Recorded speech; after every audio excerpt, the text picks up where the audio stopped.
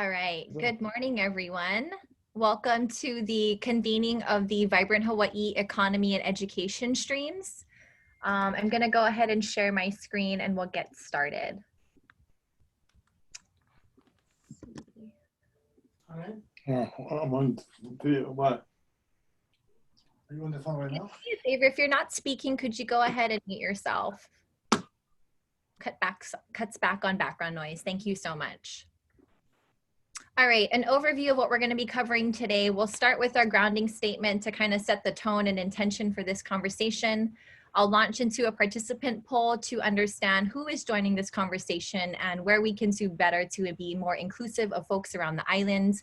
I'll ask one of the co-hosts of today's conversations to provide an overview of the work that's happening in the education and CEDS stream, which really sets the tone for why we are having this discussion today. We'll share briefly with all of you the different kinds of panels we've been hosting to date, and then we will introduce our panelists and get into the interesting conversation that we are excited to be hosting.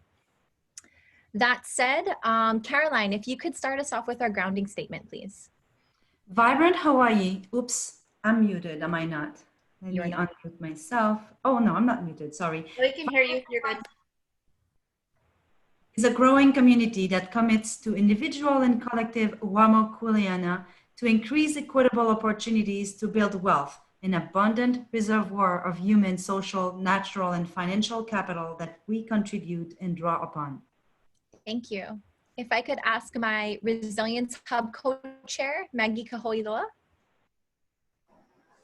We value equity and belonging, and we demonstrate this by being willing to let go of assumptions and biases about each other, speaking up when we recognize barriers that prevent us from participating, prospering, and reaching our full potential, promoting full family engagement and participation, and raising our own and our collective belief that wealth, abundance, and prosperity is not a pie. More for others does not mean less for ourselves. Thank you. Doug Adams. We value aloha, and we demonstrate this by acknowledging that aloha is unique to Hawaii. It is from this place. By valuing aloha, we value the vast and unique genius of the people of Hawaii, and we prioritize the knowledge, skills, and solutions of its people. Recognizing that aloha is an action modeled to us by our environment, and we validate its aloha through aloha aina and our willingness to suffer a little so that no one has to suffer a lot. Thank you. Bert?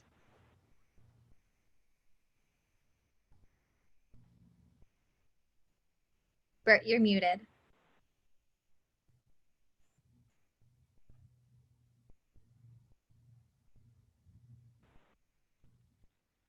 We value our amo kuleana, and we demonstrate this by commitment to empowerment rooted in our belief that everyone has skills and abilities, but needs circumstances and opportunities to express them, promoting language that recognizes a person's abilities and shared ownership and accountability of any one of us. If any one of us stumbles, we all fall because we are all connected. Thank you. Hank?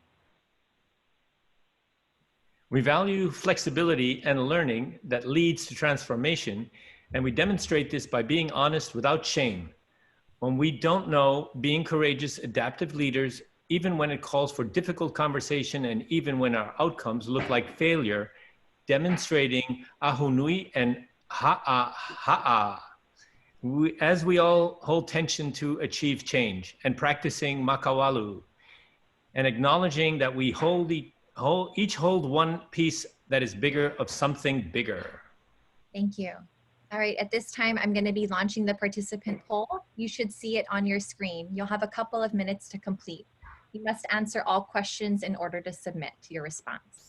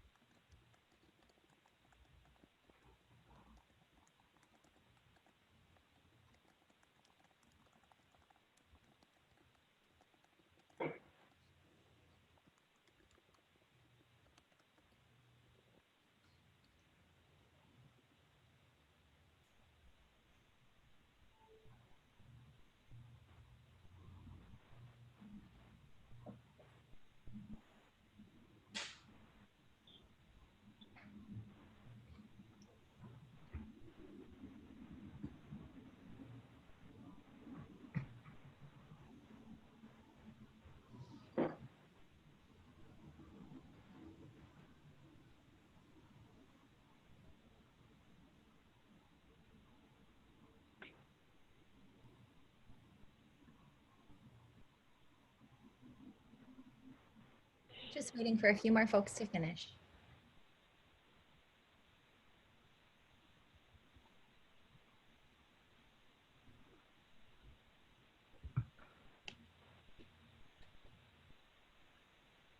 How come I ended up on the Big Island? There was no Oahu. That's fine. I can represent the Big Island. There is something that says I do not represent Hawaii Island. Did you choose that one, Hank?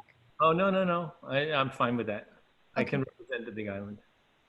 I was looking for the one that said, you know, I represent the state of Hawaii.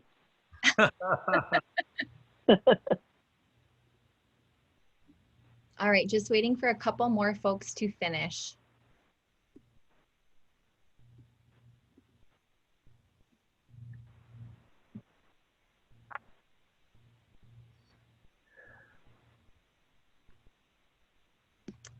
All right, here are the results of the poll. So a couple of you have identified yourselves as leads, having primary expertise in this particular topic.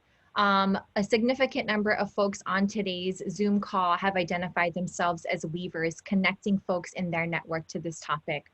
We've got good representation from people who are supportive, having resources to contribute, as well as some keys and folks that are interested in this topic. We have a number of engaged citizens on this call, representation in sectors of business, philanthropy, education, government, social service, no one from the faith community, presenting an opportunity to engage there. We have representation from nearly all regions of Hawaii Islands, North Kohala, Waimea, Hamakua, Hilo, and South Puna, as well as South Kona. Lots of folks from North Kona today. We could do better in engaging our friends in Ka'u and North Puna. Nobody on today's call has identified a youth. So perhaps something for us as Vibrant Hawaii to keep in mind as we host these conversations, being more inclusive to individuals that identify as youth, and a few individuals here today that identify as kupuna. Thank you. All right, I'm going to turn it over to one of my co-chairs for today's meeting, Farah Marie Gomes, to provide an overview of what's happening within the education and CEDS substreams. Thank you, Ashley, and welcome to all of our panelists and participants for today's discussion. So real quickly, I wanted to just give an overview of several of the different streams that are flowing through the Vibrant Hawaii conversations at this time. Chancellor Rachel Salamsas from Hawaii Community College is actually chairing the education stream and is unable to join us this morning. However, as a member of several of the substreams for the education stream, I'm happy to share some of the work that is happening in those conversations. And in fact, yesterday we had a substream meeting of the Equitable Access to Education group, and very lively conversations that are happening there. Other important conversations that are happening in the education stream. We have substreams that are focused on AINA-based education, another substream focused on workforce development, and Caroline Landry, who is on today's call, is actually a chair for that substream. And we also have another substream focused on transformational learning.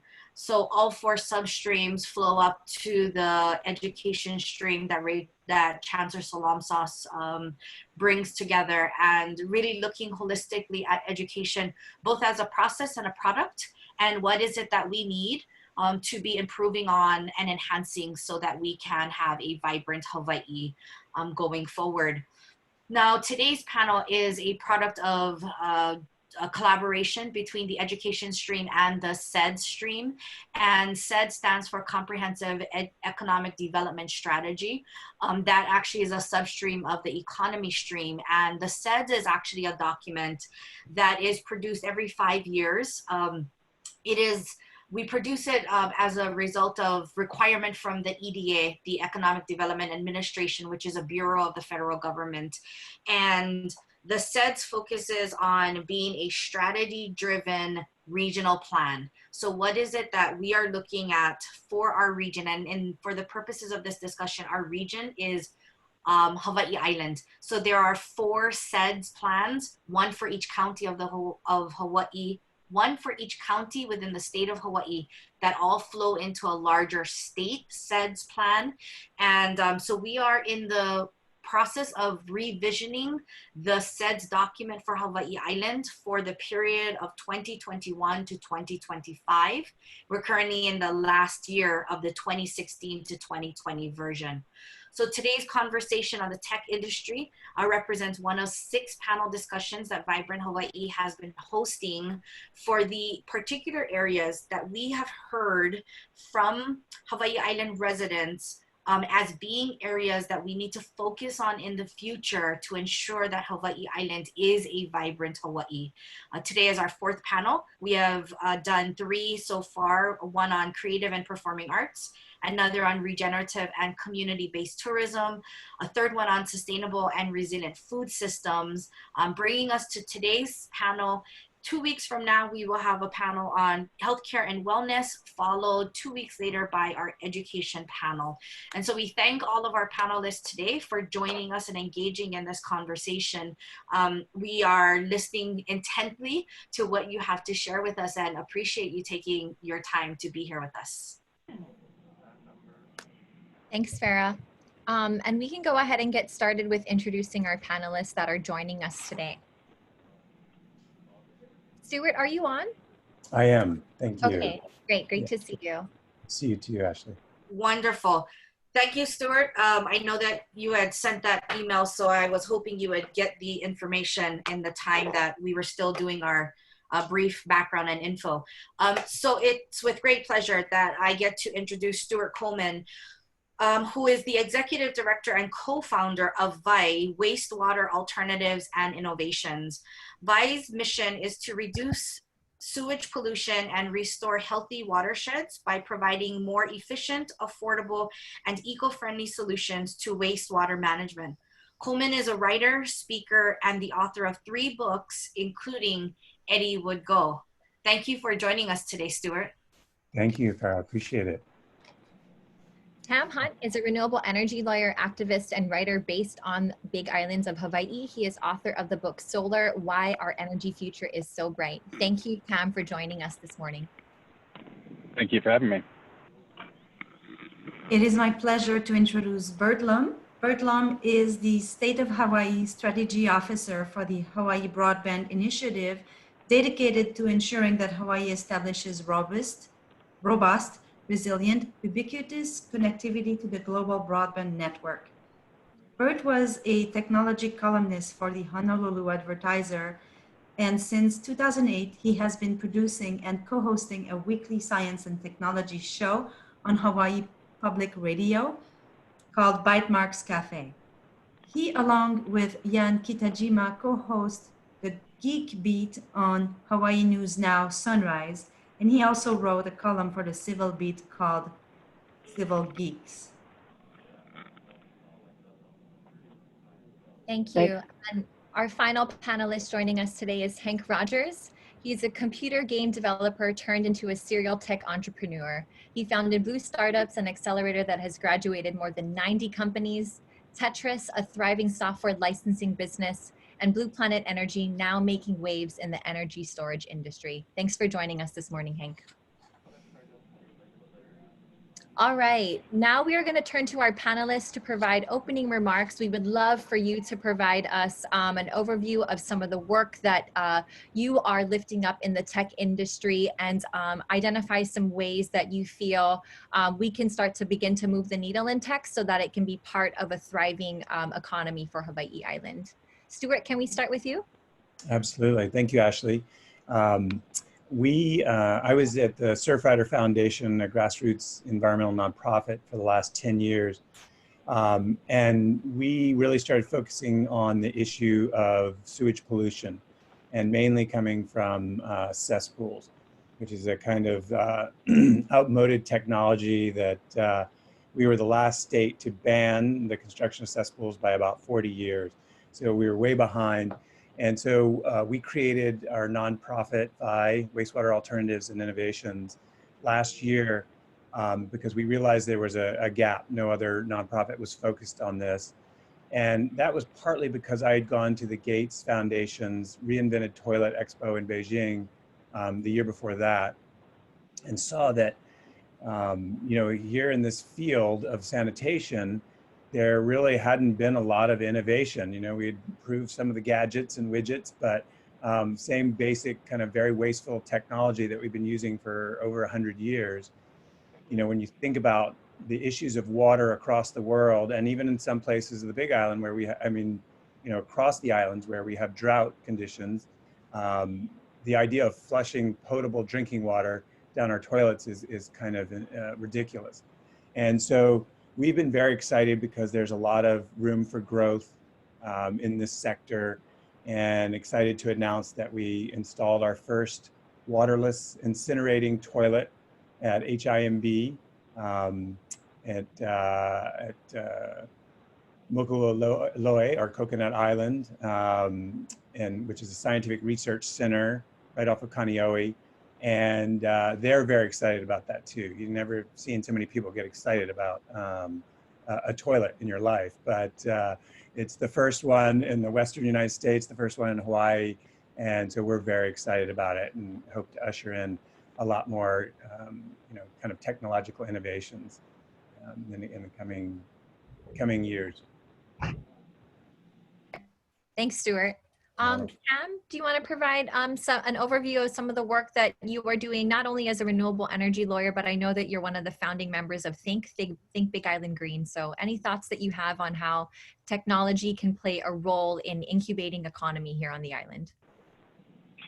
Yeah, good morning, and thanks for having me, Ashley, and thanks for all the great work you guys are doing at Vibrant Hawaii.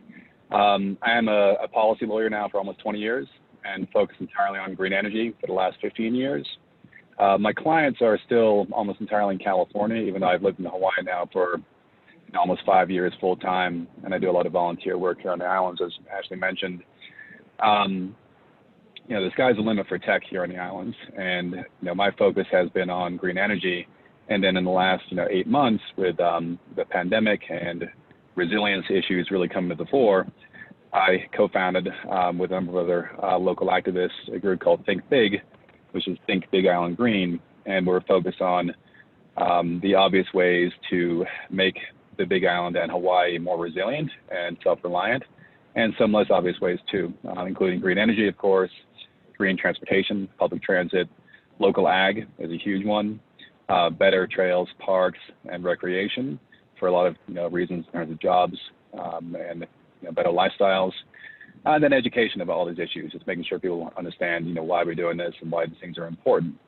And we have been working on some local policy measures, including a measure that Ashley is actually sponsoring for a green conservation corps to create a ton of new jobs on the island to work on all the things I just mentioned. So basically, an updated version of the civilian conservation corps from the 30s, which was so effective, but this one will be not for just youth, it will be for youth and adults, not for just men, all humans who are able-bodied and interested, would provide good paying jobs as well as more low paying jobs for things like trail maintenance. So it really could be a big boost for the island in terms of not only job creation, getting us out of this this massive pandemic and recession induced by the pandemic, but also really helping us become much more resilient than we are. We are highly unresilient currently, and this is a big problem in many different ways. We're also working on a bill to have the county itself commit to 100% renewables for its own facilities and transportation by 2030. And this would be, many years ahead of the state mandate by 2045. And we think this is a great measure for the county to engage in because it shows how we can do these kind of things in a way that is more ambitious, but still quite achievable, and will very likely come with a cost savings over time. It requires some investment up front. Over time, we'll save a lot of money in terms of fuel shifting and local energy. So in terms of tech, there's a lot of opportunities here on the island for not only green energy, but I think all kind of high tech. And one idea we've been batting around at a very early level is making Hawaii a more attractive place for digital nomads and tech industry in general. And there's certainly many sensitivities to work through in terms of how that's done exactly, but we really see the island as a great place for tech companies to come or to develop locally, ideally, and take advantage of the great lifestyle and really kind of improve their surroundings. Thank you. Thanks, Tam. Bert? Thanks, Ashley, and thanks for inviting me to be a part of this panel. So my background, kind of dates back kind of a long ways, and I don't want to bore everybody with with some of those details. But what I wanted to share with you all is that I've been part of the tech community since probably the early '80s, and have had the luxury of seeing through the eyes of telecommunications the introduction of the technologies that now basically enable how we connect to the rest of the world. And if I were to then sort of fast forward to 2018 is when I actually started with the state of Hawaii, and I was offered a job to be the strategy officer for broadband in DBED, and at the time, it was largely looking at how do we ensure that we keep Hawaii connected to the global network, and part of that is largely due to just infrastructure and making sure that the trans-Pacific fiber optic cables that traverse the Pacific can more easily land in Hawaii to make sure that we stay connected. The reality is that a lot of the trans-Pacific fiber cables are bypassing Hawaii, so there is a reality that could exist that has Hawaii pretty much being disconnected because there are no more trans-Pacific fiber cables being landed here. We're not in that situation right now, but in order for us to really kind of thrive in the 21st century, I mean, we got to make sure that we are able to provide that kind of connectivity. But what has also happened, and this was I'm trying to make a long story short, but through the course of the 2018, 2019, and 2020, one of the things that I've been trying to do is get some state appropriation for the project to do this cable landing. But I'll admit I have been unsuccessful. So there has been no funding for any real broadband infrastructure from the state standpoint. So 2020 comes along, and the reality is that the state feels, for the most part, at least the legislators feel that that this is something that the commercial private sector can do, and we should leave it to them. And I can get into details on how that may or may not benefit Hawaii. But then COVID hits, and since the sort of the shelter at home and lockdown, what I was able to do was actually convene a broadband hui for the last 29 weeks, which some of you are actually a part of, and I'm happy to invite the participants that are on that call, because they are really kind of the stakeholders of broadband for Hawaii. And what was really kind of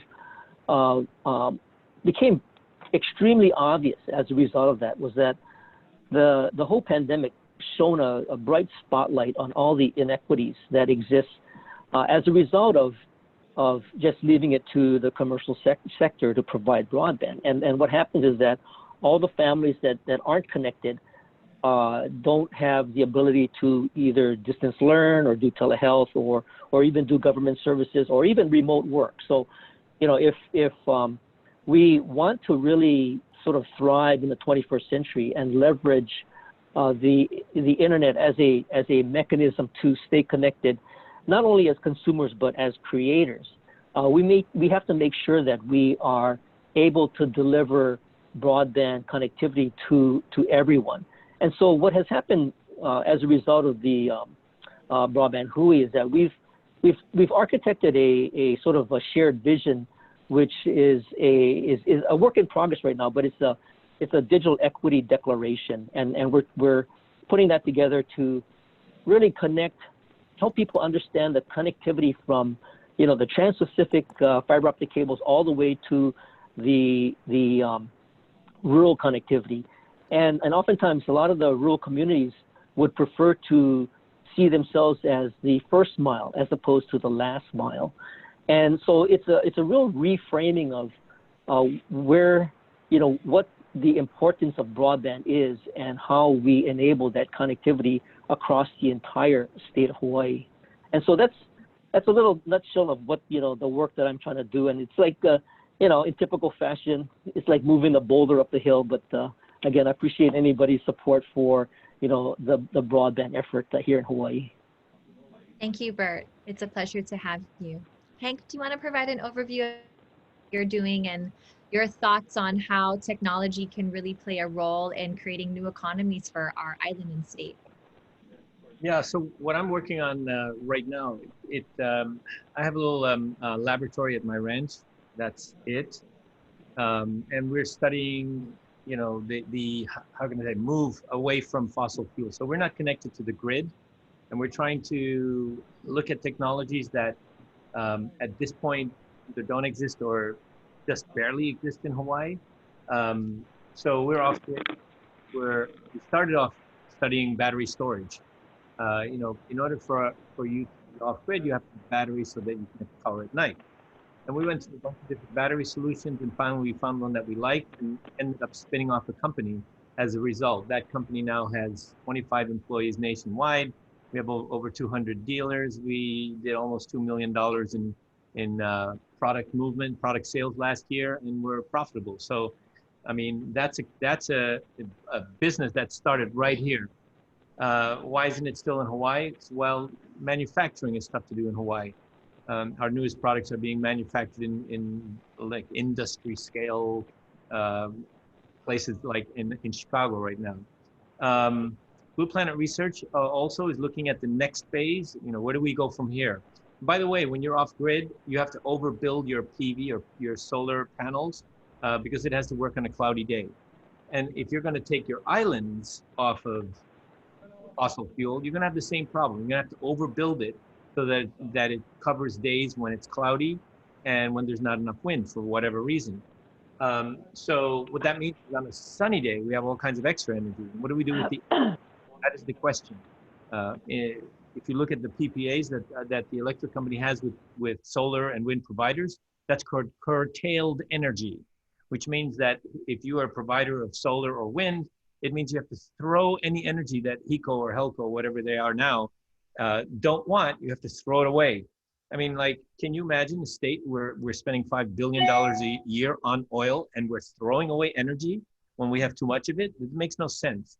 So we figured out that the thing that you do with the extra energy is you make hydrogen. And everybody's scared of hydrogen. Oh my God, the hydrogen bomb and the Hindenburg and all of that. It's all nonsense. Hydrogen is the safest fuel you can have around. It doesn't, if you spark it, it will not explode or nothing. You have to mix it exact right mixture of oxygen and hydrogen in order to get it to do something interesting. If you have a leak, it's the lightest element in the world. It will leak out of your building immediately. It doesn't hang around. All fossil fuels, they're heavier than air. They sink to the ground. They look for a spark, and then you have that thing where the fire runs back up to the tank and then boom. So those are actually dangerous. Now, what we'd like to see in the future is that we'd like to see electric vehicles run on batteries and trucks and buses run on hydrogen. There's no particular reason. Hydrogen tank takes up space. If you're a truck and a bus, you have lots of space. So that's one side of the things that we're working on. The other one is another interest of mine, which is space settlement. And so we've been working on, we have a habitat on Mauna Loa called High Seas, where we worked with NASA. We did 5 missions to study long-term missions on Mars. And we did 4 months, 4 months, 8 months, 12 months, and 8 months. And what it means to be in a mission is you and 5 other people, meaning 6 people in total, are living in a dome, 1,200 square feet. I should probably bring it up. You're living in a dome, 1,200 square feet. And if you go outside, you have to wear a spacesuit.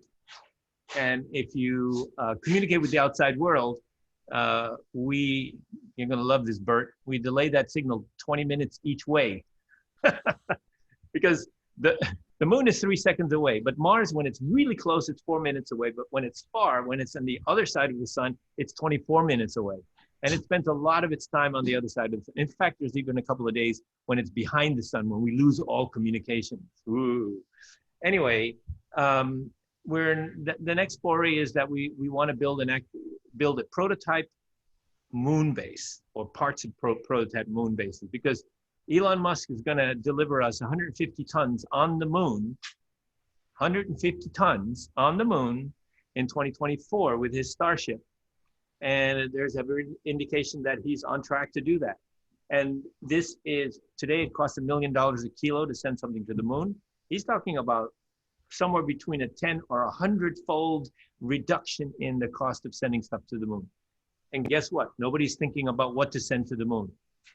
Well, I suggest that we think about it, because the material of Hawaii, the regolith, the lava rock, is 96% the same as the rock of the moon. So if you're going to study how to build something on the moon, do it here. And that's that's an industry of the future. It's going to be a multi-trillion-dollar industry. This is like Europe discovering the New World. They called it the New World. There were already people there. But hello, it was a huge economic boom. They went there looking for spice. They found gold. You know, what are we going to find on the moon? We have no idea. We're just scratching the surface so far. So this is a huge new thing. And that is the place where I'd like to see humanity grow, because we've done all the growing we need to do on this planet. And I don't want us to mess up this planet any more than we've already messed it up. Thank you so much. I just love how broad this conversation is, and thank you all panelists for joining us. I'm going to turn it over to my co-host to begin our series of questions, and folks that are participating on this Zoom call, feel free to make comments or pop a question into the chat box, and we'll make sure we get to it. All right. Thank you all for your opening comments there. We've already dived right in to some of the conversation that we wanted to have this morning. So let's just start off again. And if you didn't address some of this in your opening comments, feel free to add here. In what ways do you see technology as an industry contributing to a more vibrant Hawaii? Are you going to point fingers? We'll just open it up. Whoever wants to jump in first. I don't mind jumping in. You know, I really think that the space exploration industry, I mean, there isn't any engineers in that industry that earn less than 100K. It is a high-paying, good job industry. And I'd like to see a couple of hundred or a couple of thousand of those people based in Hawaii. When you have a space engineer, for every space engineer, you've probably got, I don't know, 5 or 6 other support people that are not engineers themselves, but that are on the support. So we're talking about a clean industry, because we're not blowing anything up. We're not like messing any place up. All we're going to do is figure out how to do it up there. And so I think it's a very good industry for Hawaii. We don't actually have to build anything on Hawaii. Well, maybe some prototypes, but we don't actually, it's not like a construction intensive industry. So I'd like to see more aerospace in Hawaii. Thanks, Hank. Maybe I'll insert myself here. You know, the challenge that I have faced with broadband, and you know, I've been sort of watching the whole tech scene in Hawaii probably for the last 30 plus years, and it's gone through a number of different fits and starts, and it is sort of frustrating when everybody says, oh, we need to diversify, and the call out to diversify has been something that's been called out for many decades. And now, given the pandemic and the reality that we're just a one industry state is becoming quite evident to everyone.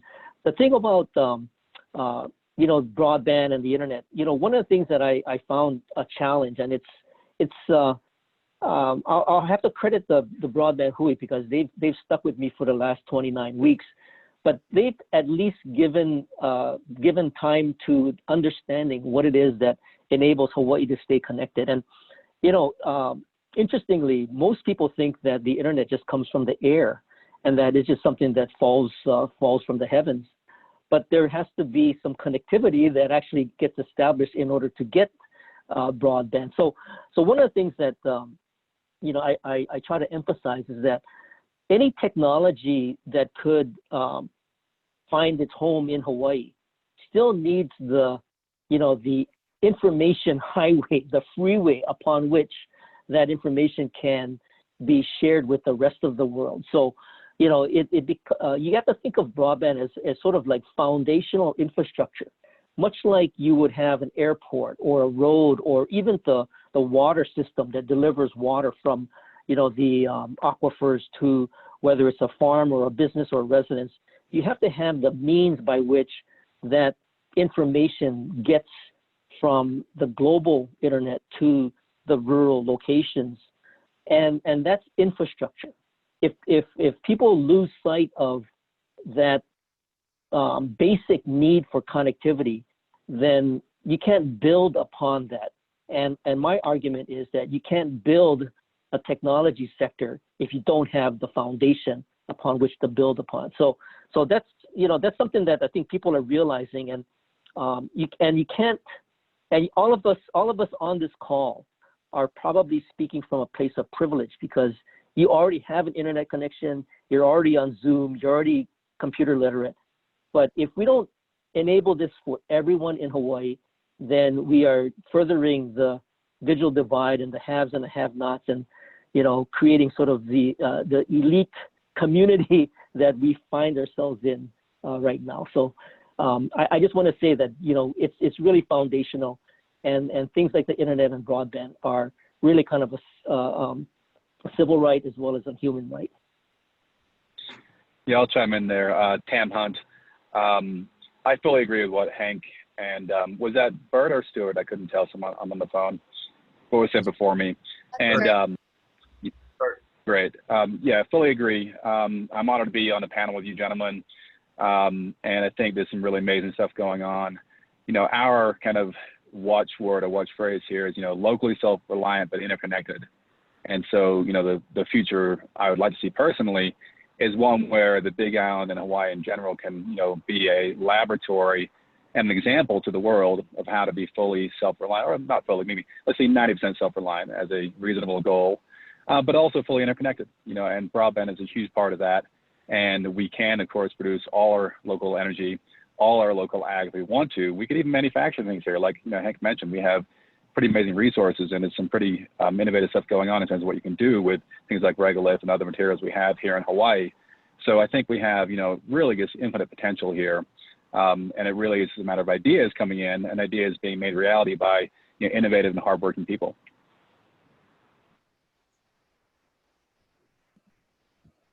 Yeah, I can jump in there. Thank you for your comments, Tam, and kind of chiming in on what Bert said. You know, with sanitation, this is a diverse panel. We're going to the moon, and then we're going, you know, right down to the most basic functions that we have to deal with sanitation. But our joke is that we're trying to make sanitation sexy again. Not that it was ever sexy in the first place, but at least we're trying to get people thinking about the basics of infrastructure, which, as we know, across the country have been deteriorating for decades. And as Bert said, we really need to think about the equity piece that goes along with that. Hawaii has the highest number of cesspools per capita in the country. And like I said, they were the last state to ban them. And we have a mandate under Act 125 to convert all cesspools by 2050. So with over 90,000, that means we have to start converting 3,000 a year. Right now, we're converting about 150. So we've got to multiply that by 20 times. And so, you know, it's an equity piece because most of these are in rural areas. And, you know, some people say, oh, well, you know, cesspools are bad, but I don't have one. It's not my problem. This is everyone's problem because these cesspools leach 53 million gallons a day of untreated sewage into the ground, our groundwater, and surface waters. So it's a major public health threat. It's related to COVID. Can be traced through our wastewater and tracked and good. And indeed, it's actually a very effective way of determining how many people have COVID in a certain area. But more importantly, in terms of the equity issue, we need to make sure that we help homeowners across Hawaii make this conversion. It's good for all of us because it'll clean our waters. It's good for even, our single, if we think about the tourism industry. But what's most important is that this allows us to diversify. We're going to have to create up to 2,000 more jobs. And we're working with Rachel Solomsas at the University of Hawaii Community College, the chancellor there, and the other chancellors across the islands to get these training programs in place, because these are going to be jobs that are long-term, well-paying, with multiple points of entry from high school to college and beyond. And so it's great in terms of during this pandemic, this offers us an opportunity to bring in new technology and create a new workforce and improve just the most important element that we have in Hawaii, our water supply. And the Hawaiians realized this, early on, and that's why the word for wealth was vai-vai. Having access to clean water is the basis of what we should consider, good health and wealth. So, thank you. I'd like to chime in on both the the wastewater and the broadband. So the wastewater in our habitat, we have composting toilets. And so basically we use no water, just a little bit of wood chips and some organic matter. And then after you go number 1, I think you have to rotate it. And then every 6 months or so, you have to do a cleaning. But I mean, it makes all the sense in the world. Rather than sending your waste somewhere else, you can actually treat it right inside of your home. And then it can be used as, source material for fertilizer and all that. For broadband, I was once upon a time on the broadband task force when David Lasner was running it. And so my opinion about broadband, it isn't just about connecting people and keeping up with the Joneses. Broadband is an opportunity for us to leapfrog every other state in the country, because we have much less real estate in terms of space that we have to cover with broadband than other states do. So you can go to a super rich state like California, they can't do what we can do in terms of broadband. And what that means is it's the future. If you look at what happened in Korea, they had high-speed broadband put everywhere. Guess what? Now they have a thriving IT industry. They export IT stuff, and that is the future industry of Hawaii. So if we have the IT, if we have the broadband in place, then people, it's like if you build it, they will come, that kind of thing. People will love to live in Hawaii, and people love to work from home now. So if you give them broadband, they have no other reason not to live in Hawaii. And there was a question in the chat. The chat question was, is it about training our existing idle workforce, or is it about bringing in new people, or whatever? And the answer to that is, if you're part of the idle existing workforce and you want to join the over 100K whatever jobs engineering, you can go to community college and get that education and join that workforce. If you like being a carpenter or an electrician or whatever it is, you can also benefit when new industries come to Hawaii, because it means new infrastructure being built. So the answer to that is both. We both take the people who already have existing skills and we give them jobs doing what they know how to do, and we can retrain them to do something that is more profitable, if you will. Thanks, Hank. And let me add to the observation that Hank made about broadband. And in a lot of the countries that have really excelled in broadband, the national government has actually spent a lot of money in the infrastructure from an investment standpoint. And as I mentioned in my introduction, the prevailing thought from leadership and from a policy standpoint as well as a appropriation standpoint is that broadband has not gotten any government money. So the prevailing position is that if the private sector wants to do it, then let them do it. And that's why we are in the situation that we're in, because typically what the private sector will look at is it profitable for me to go into a community, and can I make money by doing that? Whereas in more countries that have invested from a national standpoint, they believe, of course, that everybody should get connected, and that's why they've invested the money to enable that connection. And so a lot of what we need to do is, and this is the challenging part. The technology is really not the hard part. The challenging part is how do you get leadership to really embrace that kind of change? And I really strongly feel that in order for that to happen, it has to happen at the grassroots level. And that's what has been so, I guess, satisfying for me in terms of the broadband Hui and the participation from the stakeholders that are involved, is because a lot of what they're saying is what I've been trying to say, but I'm just one guy, right? So, if the grassroots communities resonate with that kind of that belief, I think it will get heard. But it has to be a chorus of voices that want to see this happen. And I think then it will happen. But if you just let it happen by sort of the current sort of process of decision making, it's not going to happen. There's a couple questions in the chat that talked about comment on best practices on assessing community needs to address the digital divide in Hawaii. And the thing that has happened is that because everybody has to, in essence, kind of work from home or access whatever they need to access from home, the community needs are very evident. And so everybody is really trying to scream for what it is that they need. And there are groups that are able to deliver that, whether it's from nonprofit groups that are coming together and pulling resources and getting philanthropic support.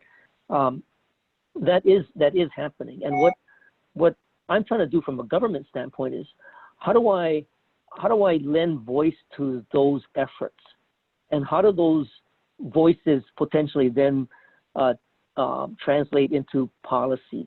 And that's kind of where the digital equity declaration comes in. And if I can get the community support for a declaration that then gets leadership to embrace, then we might have some change that could occur with respect to connectivity in Hawaii. Thank you, Bert. We definitely need to do more to get this population demanding action in the sphere of broadband. But going back to the workforce development, as was mentioned by Hank, how we can take advantage of a expanding technology field and retrain our workforce to participate into it.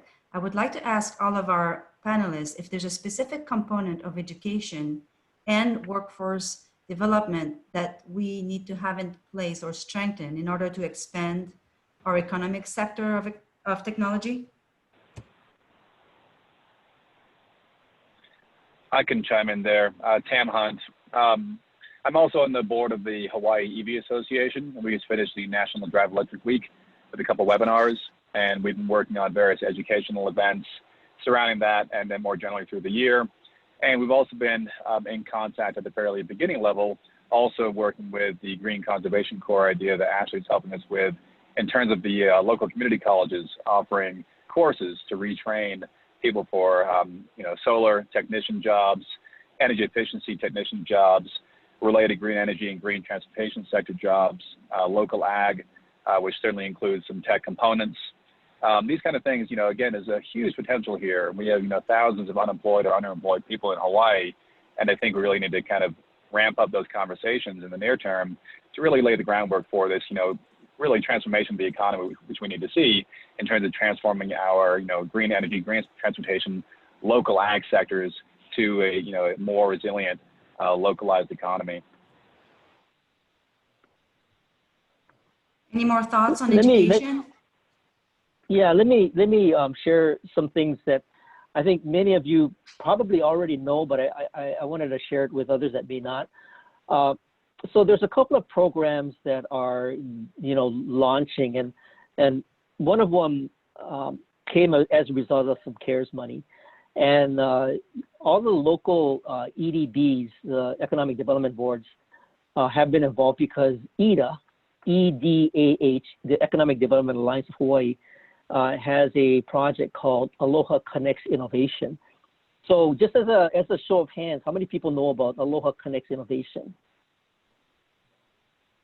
Okay, good. So basically, for those that are unfamiliar with it, it takes the folks that are looking for a new job. They may be unemployed as a result of the tourism industry, and they are being placed in companies that are part of the innovation sector. But part of the placement is getting them upskilled. And so there's a lot of coursework that is being made available for free. Couple of things that come to mind are Coursera and Microsoft. And those programs are basically built in such a way that the people that get the positions, they kind of start off as interns, but as they go through the program, they get sort of upskilled to the point where a job may be the thing that is at the end of that rainbow. And so I think there's a whole effort to not only put a lot of folks through the program, but actually measure the success upon which, the innovation sector starts to catalyze more scalable projects. So one of the companies or one of the accelerators that I'm familiar with, is Sultan Ventures, and they're involved with, the architecting of this program, and they have something called Accelerate Hawaii. And so they are working not only with the individuals to upskill them, but also working with the companies so that they become, and Hank is familiar with, the whole accelerator process. And so these companies that take on the workers are now going through a mentorship that is much like an accelerator that gets them to be more scalable for the marketplace. And the marketplace is beyond Hawaii. So that's an example of one of the projects that's going on, and DBED is definitely involved with that. Another project that came across my desk was, since I'm kind of doing all the broadband stuff, part of broadband is looking at infrastructure and the cloud, and how does the cloud actually move to Hawaii? So most of the cloud computing and cloud services reside in data centers that are located on the continent. How do you get companies to start thinking about, Hawaii as a strategic place for cloud infrastructure? And whether it's data centers or edge computing, how do you get that out to Hawaii? And it's not something that somebody's going to just say, hey, Bert, yeah, let's do it. And I've been talking to Microsoft and Google and Amazon. In the Amazon case, Amazon is interesting because they are actually investing in Hawaii. And one of the things that we're working with Amazon to do, Rachel, we want to extend this out to Hawaii Community College, but we're going to start off over at Honolulu Community College. The program is PCAT, Pacific Center for Advanced Technology Training. And what Amazon is going to do is provide for free training that gets people certified to administer cloud services on AWS. And what that does is it starts to create a pool, a community of upskilled workers that can now service AWS clients. And the beauty of this program is that these jobs are with companies on the mainland that could be done remotely here in Hawaii. So it doesn't have to be, just Oahu, right? It could be any island, any neighbor island, and anyone going through the program could get certified. And then actually the deal we have with Amazon is that they're going to connect us with the jobs that are available throughout the continent. And so we want to encourage remote work for workers that can stay in Hawaii and actually work for companies that are located somewhere else. And that introduces a new revenue stream into Hawaii. Not only a revenue stream, but it also creates the talent pool upon which folks like Hank can look at creating startups that go through, you know, the Blue Startups. So it's really kind of getting to a place where you're building capacity, building the community of like-minded talent, which then can transform, you know, a community by just the sheer innovation of you know, individual creativity and ideas. So those are just a couple of things that are going on. So I just wanted to reassure you that, you know, those ideas or those thoughts of how do we leverage technology and remote work for all the neighbor islands, that is something that we're definitely thinking, you know, hard and long about. I'd like to mention something about food production. So I originally come from the Netherlands, and a couple of years ago, I became the honorary consul of the Kingdom of the Netherlands to Hawaii, Guam, and the Northern Marianas. Anyway, I went to visit my home country because I left there when I was 11 years old to find out what's so good about my country. You know, and one thing that we're sort of world famous for is marijuana. And so I went to find out about medical marijuana, how it's done over there. By the way, it's treated like medicine. It's not like there's no rec in it at all.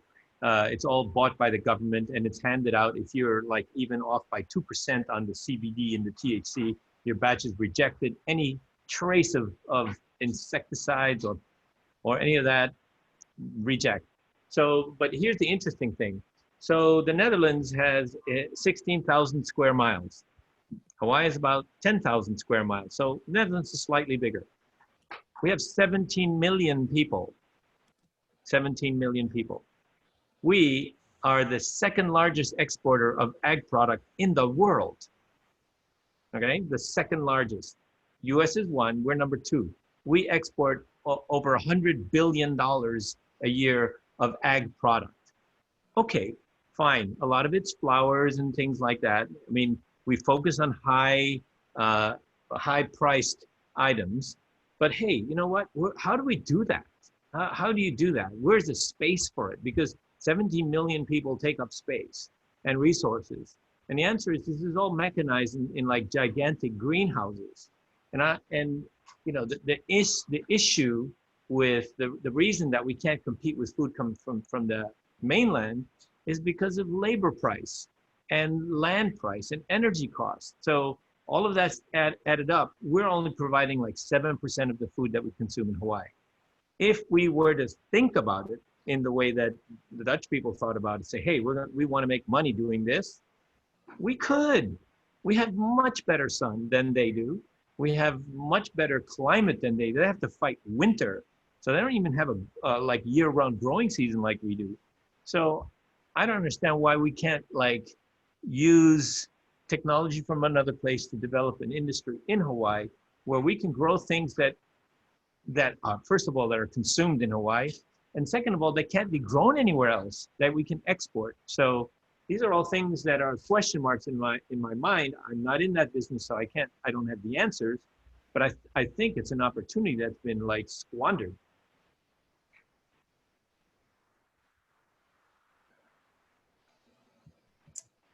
I can jump in if you want, Ashley. Yes, please. Yeah, you know, education, I think, is, as a former teacher and professor, is really the key, and teaching our students to think for themselves and kind of really think outside of the box. That's going to be the most important thing, and especially with the pandemic, it's so important that we have to scale and realize we have to learn in different ways, you know, not only just the practical aspects of studying from home and online and how we do this, but, you know, the traditional college education is much, much, much more expensive than it used to be. And some people are questioning even whether the cost is worth it. And so, you know, we have the benefit of having a lot of indigenous wisdom here. And I think, you know, ironically on this tech panel, we are looking at some of the most cutting edge Gates Foundation technology and others that is some of the best in the world for sanitation. But we're also looking at passive systems that rely on biochar, which is something that was created by, you know, the ancient Amazonian people that is, you know, burning carbon and storing it in the ground. It's a great carbon sink. It's a soil amendment. So you can turn your waste into biochar through pyrolysis. And that sounds very complicated and there's a lot of machinery involved, but ancient peoples did this in the Amazon. We can do this again because our soils, if anybody's seen the new documentary, Kiss the Ground, are hurting, and they're a huge, huge source of, we've turned our soils into dirt, you know, dead dirt instead of living soils.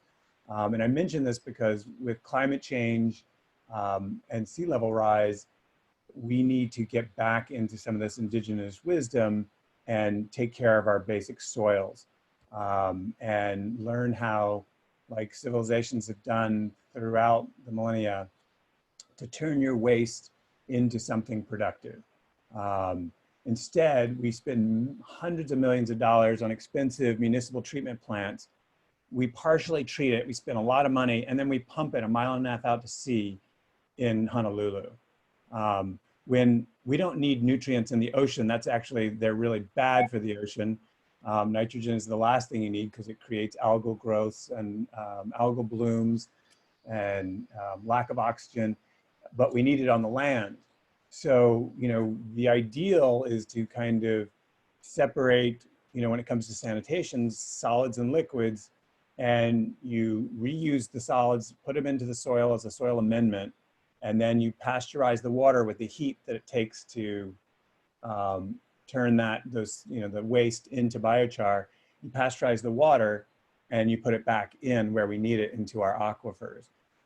So it's, to me, it's always fascinating because it's this blend of high tech, but sometimes we become too kind of enraptured by high tech solutions and we forget the indigenous wisdom that we have to take care of what we have here and the most basics of water, land, food, and soil.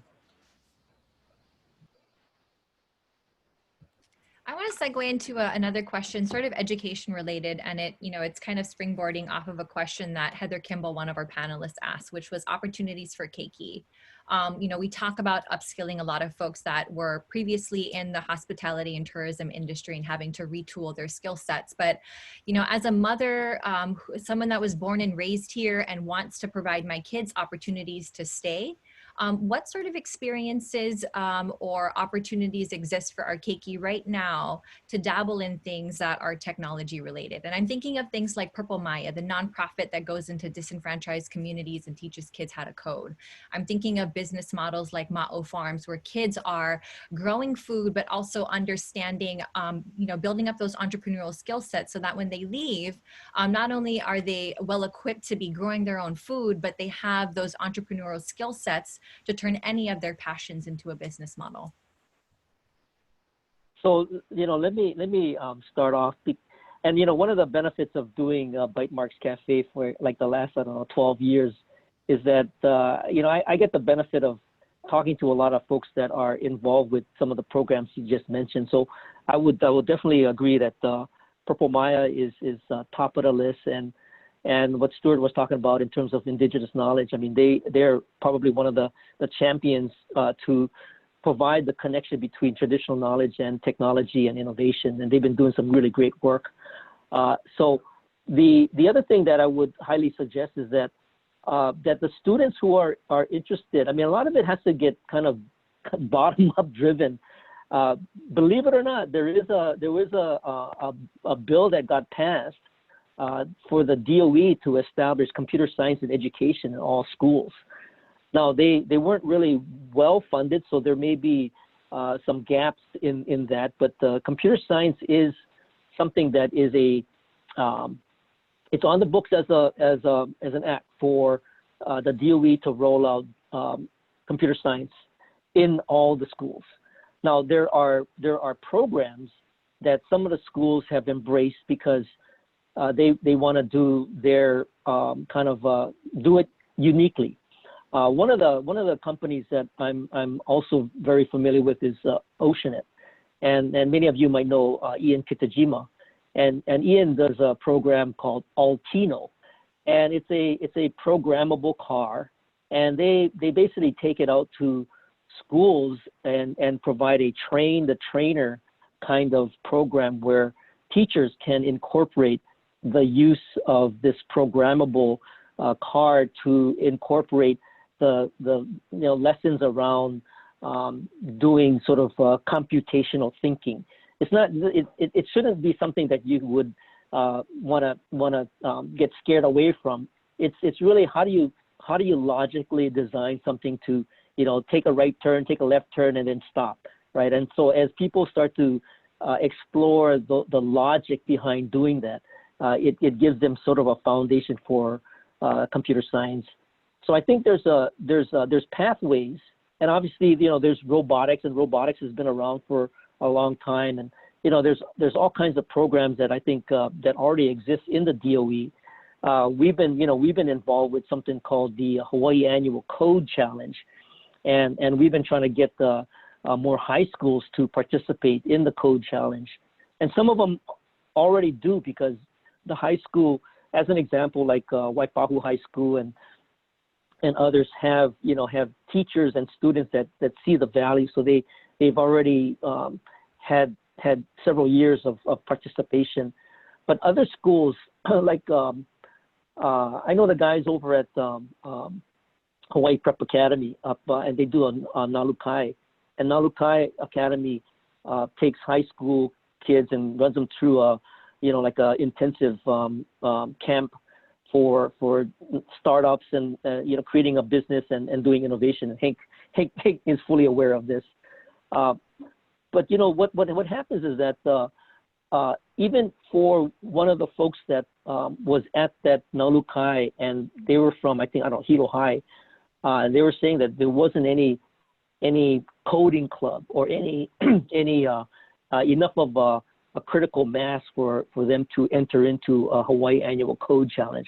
So it sort of takes a combination of the school having the program and the kids having an interest, because obviously if the kids don't have an interest, hard to force feed them this kind of study. But if there is a group that can provide some critical mass to even do like a robotics competition or something, then people see the example of what this cohort of kids can do, and then others will want to jump in and maybe form their own club or form their own computing cohort. So it's a combination of things, right? So there are avenues, there are programs, but it takes kind of a concerted effort to make it happen in any school. I'd like to jump in on this because I am a coding teacher, retired engineer now teaching at Parker School. And the only way to have a critical mass of kids interested in coding at the high school is you have to start in first grade. You have to have elementary school programs, especially true for girls and minorities who do not see a lot of models around it. You have to get them interested and involved before middle school, because the battle tends to be lost at that point. So that's the comment I wanted to add. It's about getting the DOE to, yes, implement their plan and hopefully be accountable and successful. But I don't think that their plan was necessarily K-12, unless I'm wrong. I think they were putting an emphasis on high school. And I think it's just the best way to do it is to start early. And there's a host of free programs to train teachers, curriculums online that are completely free and really fun that I'm not sure why we are not taking more advantage of that. And it might just be about it's just different, and it's a little bit esoteric, and if you're not involved already, you're maybe unaware or maybe even afraid of it. Well, the only thing I would say is that the computer science and education is K through 12, but you're right. It's probably focused on high school just because the resource limitations that the DOE may have in terms of deploying it across the entire K through 12 landscape. And a friend of mine who's on this call, Denise, she knows full well because we both are involved with emergency preparedness. And I think everybody on the Big Island knows this. You cannot wait for the government. You cannot expect the government to come save the day. So if you're going to want to do coding in schools, you cannot wait for the DOE to come and save you. You're going to have to grassroots, start it from the very beginning, and try to get as much of the interest from the student level to happen to help drive that activity inside the school. Government, I'm in government. They're not coming to save the day, I'll tell you that much.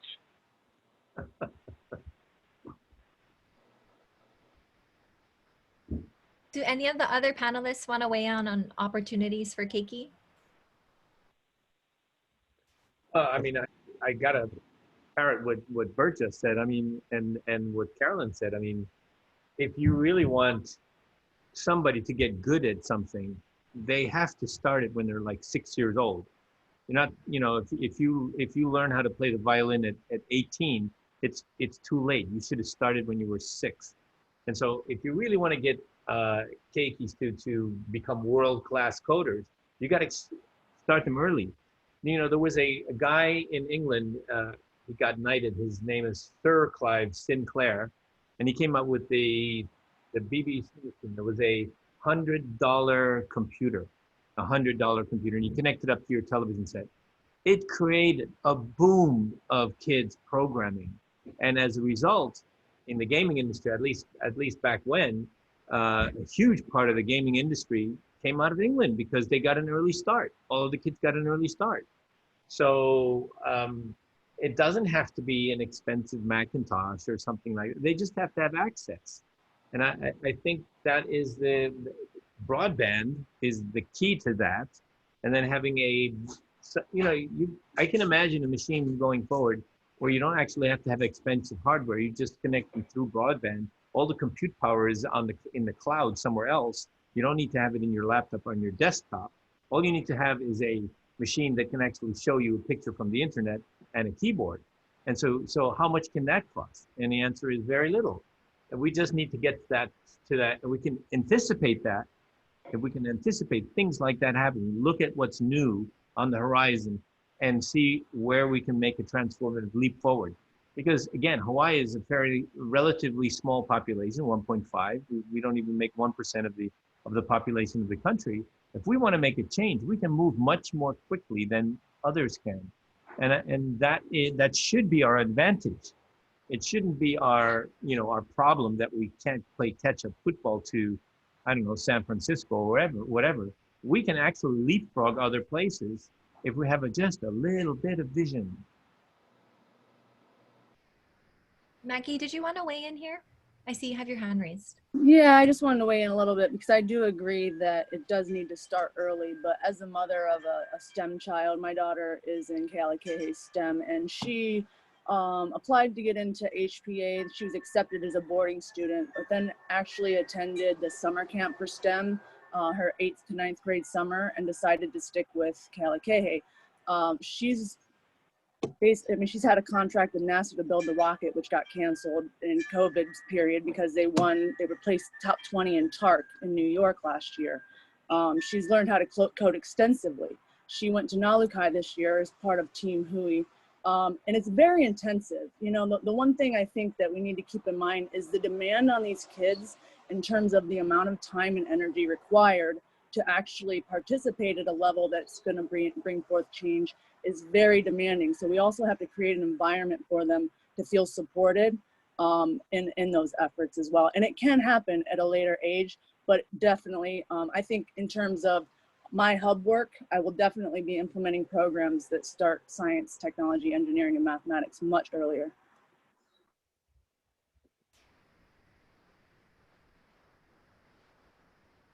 That's awesome. Thanks for sharing, Maggie. I had a question for Bert, and other panelists can chime in on this, but Bert, you kept mentioning leadership.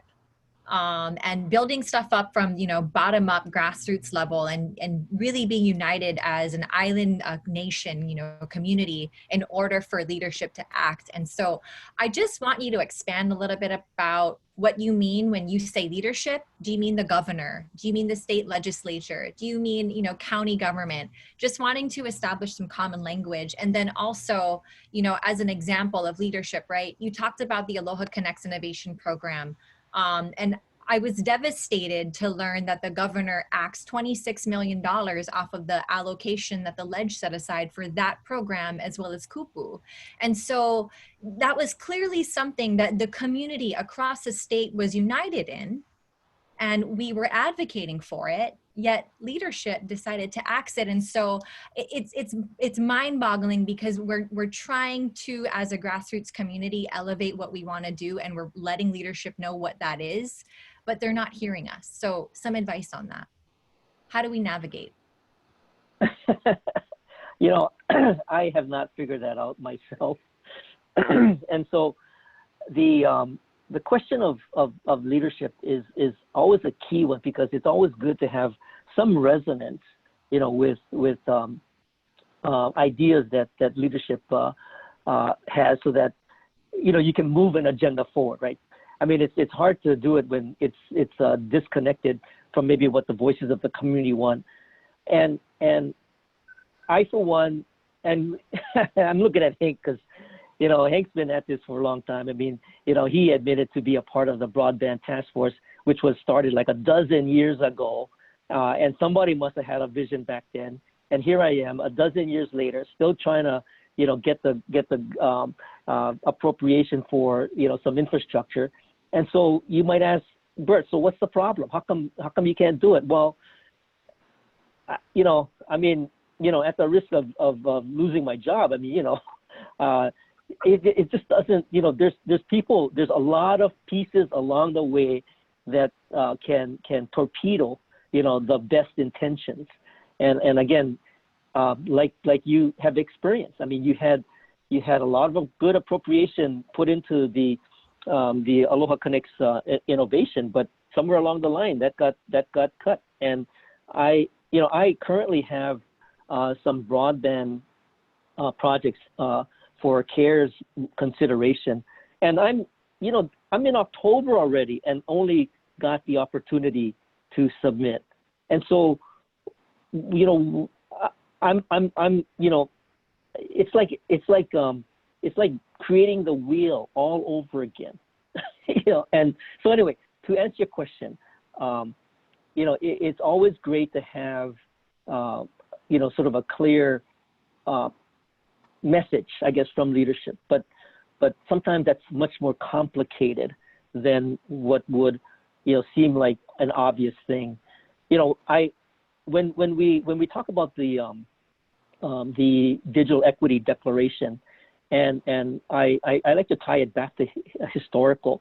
So Kauai Keaoli, he was Kamehameha III, and back in his reign, back in 1820, he actually in 1825 he declared that his nation was going to be a nation of literacy, and what I wanted to do was kind of dovetail off of that to tie the Digital Equity Declaration to what happened back in 1825, and make a target of 2025 for that digital equity goal.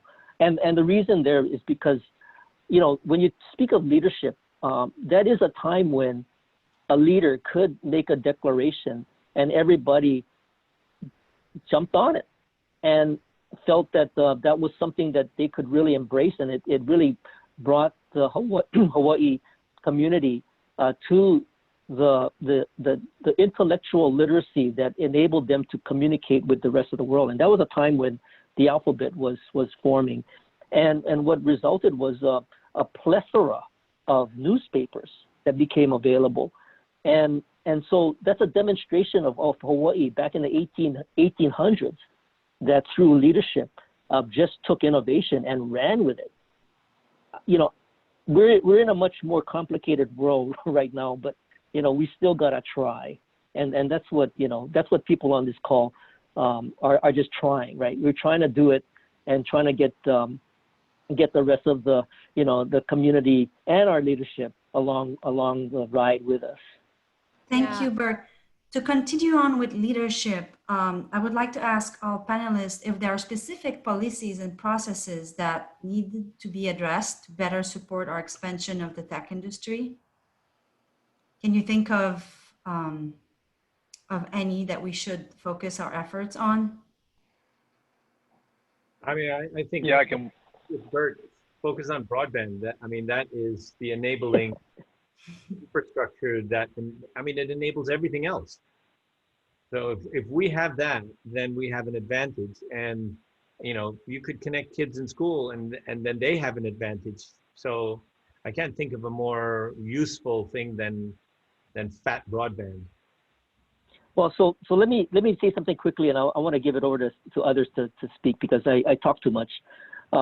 So because I've not been successful at getting any state appropriation, and I understand, going forward, the state doesn't have any money. So I'm not gonna fool myself in thinking that, there's gonna be money coming toward broadband.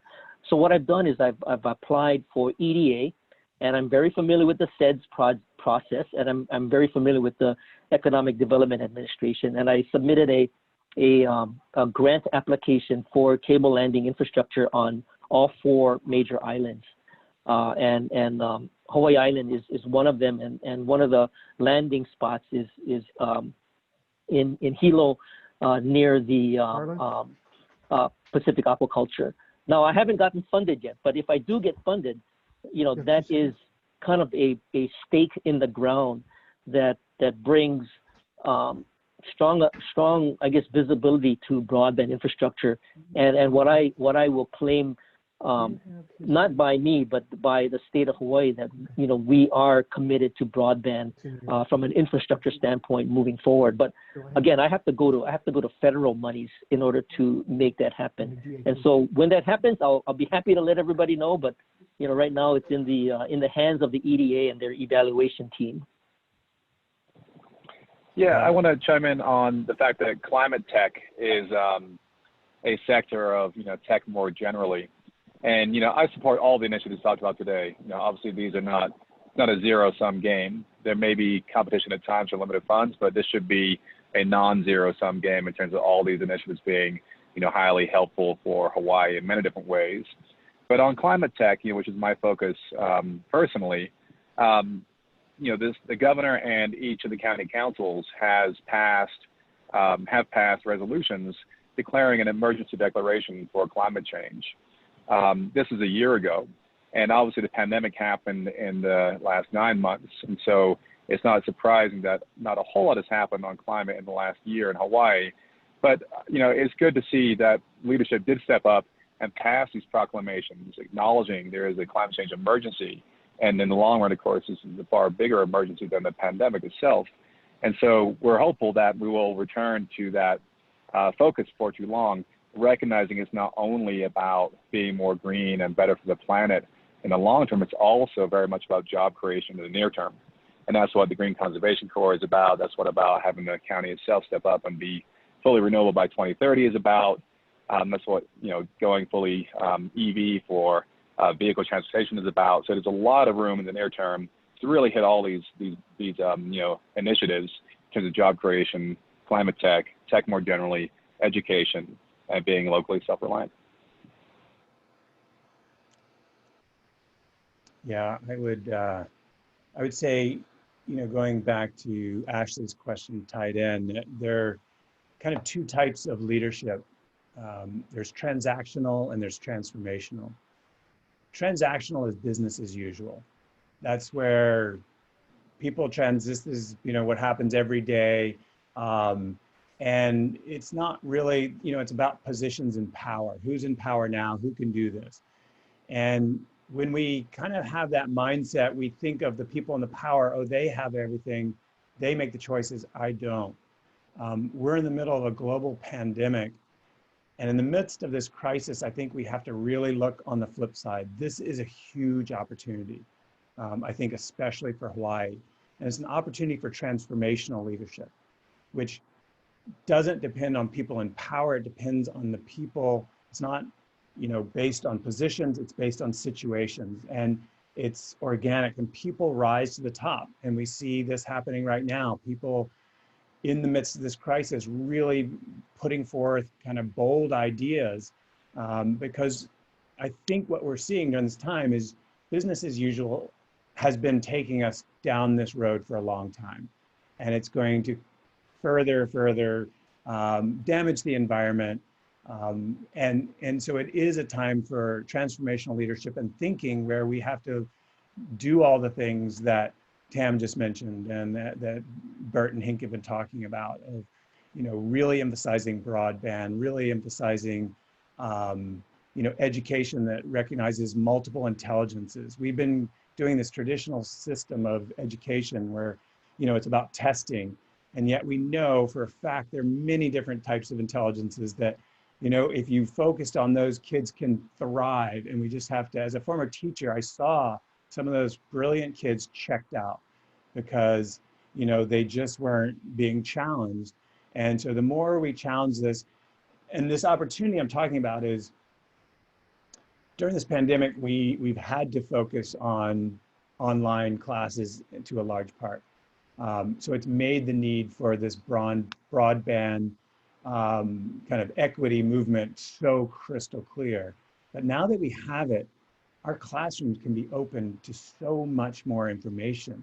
We can talk to people across the country and real innovators. And so they have a chance, and this is what students have when they have access to technology, is that the whole world can be at their fingertips. And so I think during this time, we need to, you know, embrace policies that are not fear-based, but really saying, okay, where do we go to, what is the kind of Hawaii that we want to create, and where do we want to go? And I think everybody on this call has, you know, ideas of where that is, and it's time to empower those ideas. Wonderful. Two things. One is, yeah, I totally agree about, you know, the whole concept of making kids memorize things and then testing them to see if they actually memorize them is a kind of useless exercise, because the information that you're memorizing is, by the time you graduate, is useless already. And any kid that wants to know something, they can just go to their iPhone and get that information immediately. I dropped out of high school and I dropped out of college, just to give you an information, you know, because I got both times I got so frustrated that they were trying to force me to regurgitate things that they thought were important, when actually there were other things that I was much more interested in that had nothing to do with what's going on in the classroom. I forgot the other thing that I was going to talk about. What were we talking about?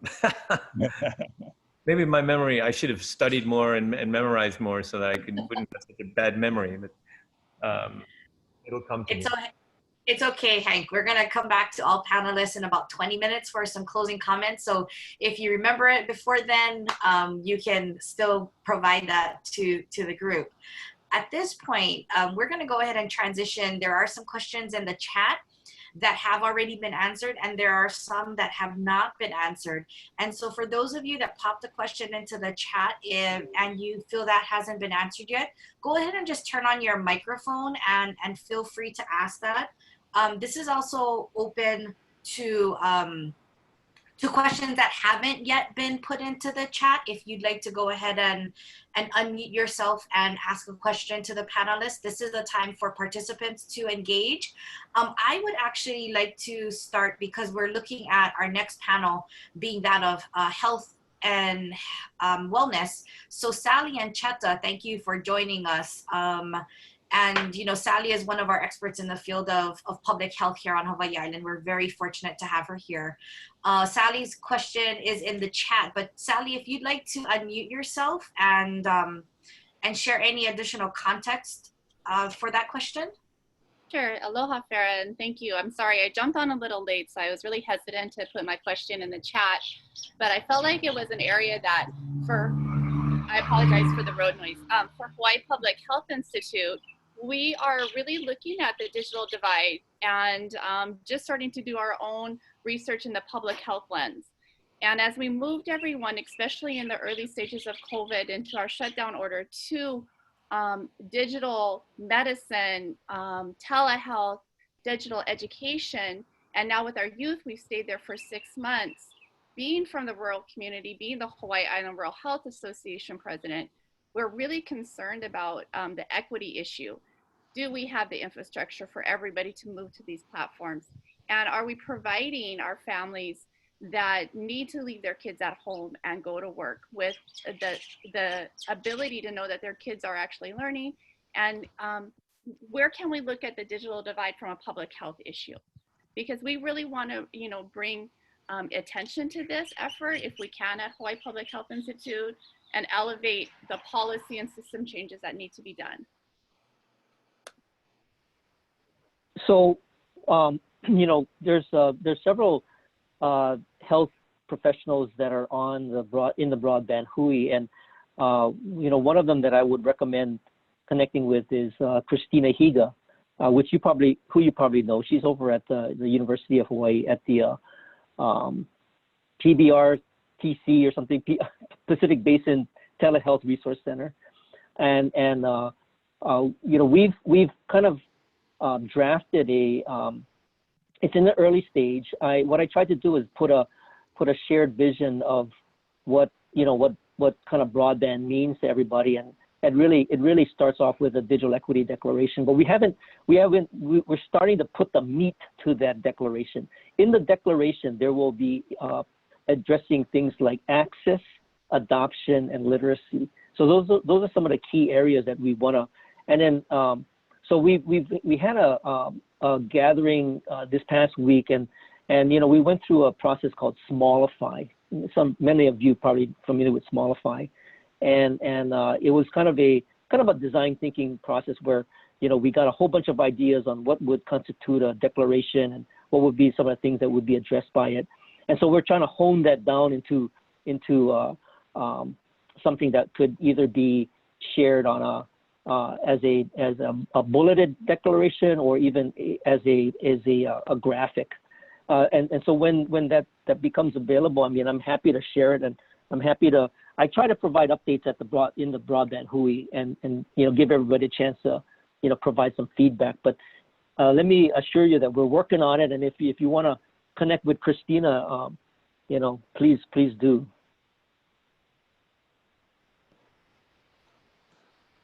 Thank you.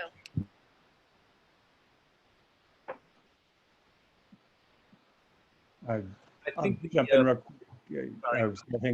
I think again, because we've become hyper aware of the need for more broadband, we definitely have a digital divide here. We have to have more equity. And in some states, they had buses where they would come in and set up in parking lots, and students and their parents would come up in cars, and so they would have access online in their cars. I think you have to be super creative, but my wife is working in the field of telehealth right now, and that's become really clear that with some people who don't have access to health insurance, there are policies and programs for literally $20, $25 a month, where there's 24/7 doctors, registered doctors and nurses on call for those who are in remote rural areas, or those who have kids and can't leave to get this. And with the pandemic going as well, there's teletherapy that can be done online. And so I think making sure that the people at every level and every level of income and wherever they live geographically have access to these things, because they're very inexpensive, and the state could provide these or the counties for very little money, just to make sure that people are getting the care that they need without even having to leave their homes, if they have that access. But if not, providing places where they could go or use their phone, which a lot of them do have.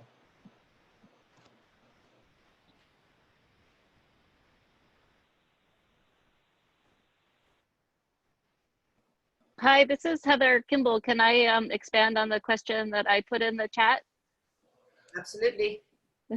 So I kind of want to revisit the preparing our young people for remote work. And we talked a little bit about coding skills and developing the technical skills. I think that's one aspect of it. But I wonder if you could all expand on what sort of soft skills that we need to help develop in them, things like organizational management, time management. What are some of the things that we need to be doing more of to prepare them in that way? And I'd also like to ask you all, Hank touched on this a little bit with respect to ag, that land costs and labor costs are a barrier for us here. It's always often more expensive to do business here in Hawaii. How do we position ourselves to be more competitive with remote work or technology development in a global market with those higher cost issues? Well, for one, we need to lower our energy costs. And fossil fuel is twice, if not 3 times more expensive than renewable energy. When HECO buys fossil fuel kilowatts, it's like 20 cents or 21 cents, and they sell it to us for 32 cents, more on the Big Island, I guess. But renewable energy, wind and solar, they're like down at 8 cents. So the quicker we switch over to all these renewable resources, the cheaper energy will be. And that goes along with data centers. If data centers are notorious energy hogs, if you're talking about building a data center somewhere, they're always looking at places where where there's hydropower or some other reason where the electricity is so cheap, because data centers are energy hogs. We're talking about children and equity. We need to figure out how to get people access. And I think the device that people have now that's become ubiquitous is the phone. It's nice to have a laptop or an iPad or something like that. But even a phone can be a place where somebody can learn how to code or have remote access to other people that have similar interests. The only thing that I would worry about is, I come from the game industry. So you give a kid a computer, he's going to spend all of his time playing games. And so you have to kind of, how can I say, you spend this much time doing something good, then you get this much time to play games. It's like you don't let your kids watch TV all day. Do this, finish your homework, then you can watch TV. I mean, it's a fairly simple formula, but we can't just let our kids just run amok and do exactly what they want, because then they'll be playing all the time. Not necessarily saying that playing is a bad thing. It's something that prepares you for adult life, especially if you're playing a game that where you're playing with other kids. I don't think that is an evil thing, but we should still manage it a little bit.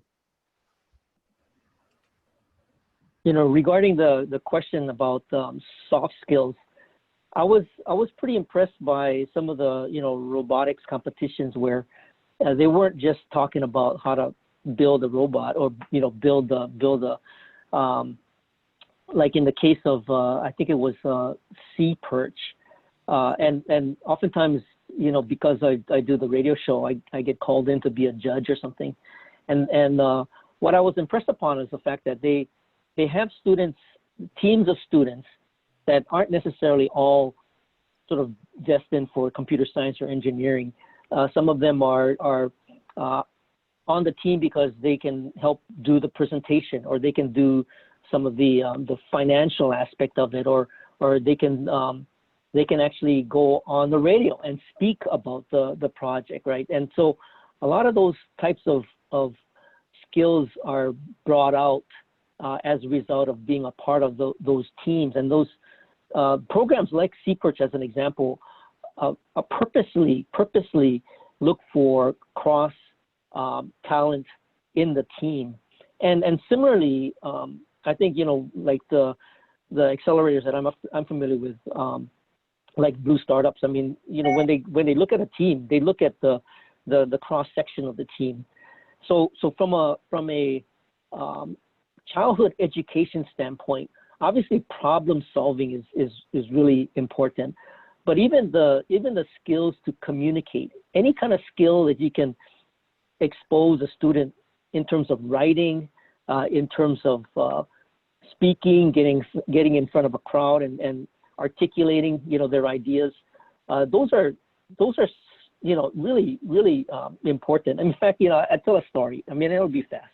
So when I got asked to do a column in the Honolulu Advertiser, this was between 1998 to 2004, and it was really at the dawn of the internet. So there's a lot to write about, and I was sort of kicking myself because all through high school and college I tried to avoid every English class, and then as I started to write, I realized, wow, you better be careful about what you put in black and white because those words really mean a lot.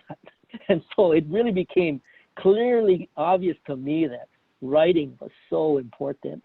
And of course, I had to learn the hard way because every time I write something, everybody would read it, right? Anyway, so that's my story. Yeah, and just as I said, as a former teacher and professor, I saw a lot of teachers kind of always teaching the focus on the curriculum that they had developed. This was the guideline and it had to be reached. And there are certain standards, believe me, I understand and it's good, but I think we need more student-focused learning that really focuses on the student's strengths. That's the biggest challenge for me as a teacher, was trying to find what are their unique strengths and how do I build those. The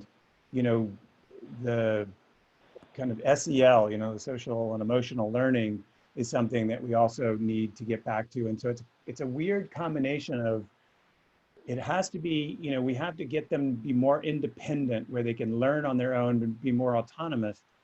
But then also we definitely have to encourage them, we have to declare have a declaration of interdependence so that they realize how closely tied they are to each other and that they have to kind of work together. And so it's a challenge as a teacher to go in both those directions, to have the independent learning that you can do on your own online. And then, one of the greatest things I ever saw was realizing that, oh my God, I can't do all this. I'm one teacher, I had too much to do.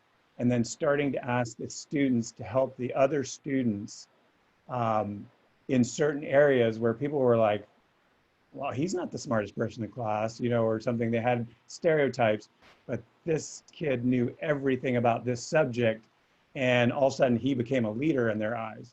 And that's transformational when you see that. So it's, again, like the soft skills are really kind of finding those strengths that each of them have and really encouraging them to pursue those while also looking out for each other. Yeah, I'm addressing Heather's question, and I guess point out that Heather is part of our Think Big Hui, so thanks, Heather, for your service there. And in terms of energy costs and land costs on the Big Island, I'll definitely second what Heck mentioned about renewables like solar being actually much cheaper now than fossil fuels. And this is particularly true in Hawaii. It's even true in the mainland in most places. And this is a really nice development. In the last 10 years, you've had solar costs come down dramatically, and has been a very reliable cost decline curve over the decades. As solar doubles in installed capacity, it drops in price about 20%. It's a very reliable curve called the Swanson curve. It's a type of learning curve in technology, which is very common for different kinds of technology. And so we are seeing the benefits now of that technology cost decline, and it's going to keep on going. It's going to get cheaper and cheaper. And that's pretty certain given the last few decades. So we can look at solar becoming extremely cheap in the next decade here on the Big Island and in the U.S. and the world more generally. And that's why I look at solar as being the predominant power source around the world in my book, active, of course, with battery storage and other kinds of storage to make it reliable in the evening and seasonally. So solar is the way to go for the Big Island with battery storage, and that is happening. We have a number of big projects already in the works. We've got a bunch of rooftop solar already installed, and we know the future is clear. We're going to be becoming fully renewable, mostly solar on the Big Island, and very cheap power will flow from that.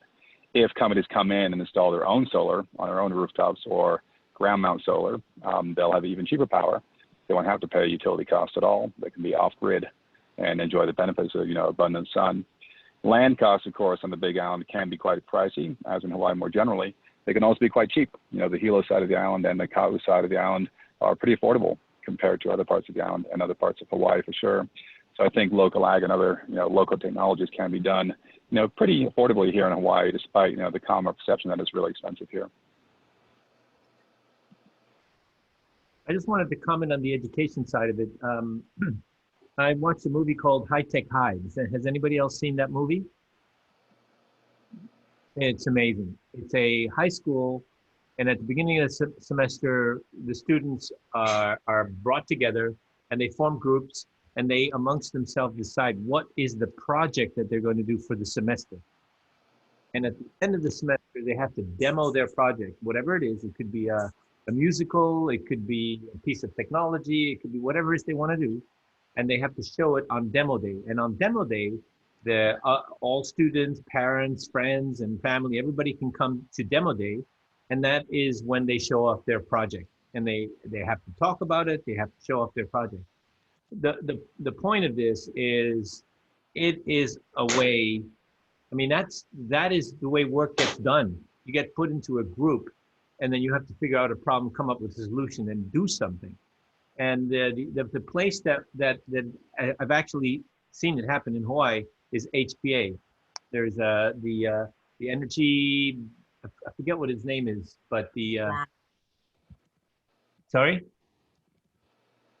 Yeah, it's the energy lab, but I'm trying to remember his name. It doesn't matter. But they do project-based learning there. And I've seen students do like incredible things. You would think that those things are only things that you can do inside of electronics companies or whatever, but they can do anything. You can just give them the space and they will get together and they'll decide, okay, he's the electronics guy, he's the mechanical engineer guy, and he's the, and she's the whatever, the producer.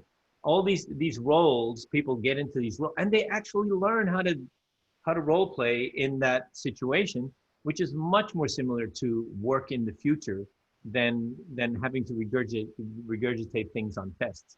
So I was really impressed.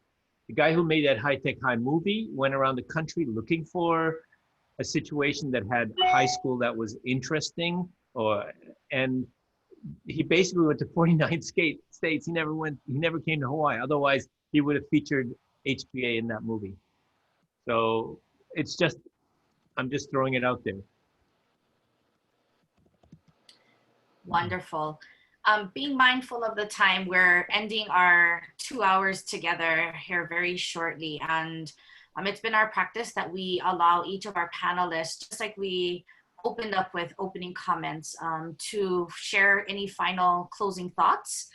So what we'll do is we'll go around and give each of you a few minutes, similar to the opening comments, and then we will wrap this all up in just a few moments. And so, Stuart, if we can, we'll just go at the same order that we did previously. Stuart, if we can start with you, please. Sure. I want to thank you all for inviting me to be part of this. And thank all the attendees and the fellow panelists. It's been really interesting to hear these ideas. And I think one of the most important things I want to emphasize is, and I wrote an article in Civil Beat about this, about how this awful global pandemic we're going through is also an opportunity, that we really have to seize the opportunity to stop doing business as usual with this transactional leadership and really start to transform the way we do things. And we all know that there's lots of change that can happen, and now is the best time of all. And so just to kind of exemplify that, we were a new nonprofit that started the end of last year, and all of a sudden this hits and we're like, oh my God, we are just starting out. Like, this is going to be really tough. We're talking about sanitation issues, and people are talking about just basic health and getting food on the table. And there were a lot of, it was extremely intimidating. But we pivoted because people reached out to us and said, this is a critical time. We're going to need workforce development more than anything. And we turned to some of the best players in the state who are working on, at the University of Hawaii and UHC grant, Department of Health. And we realized we had this problem with sanitation.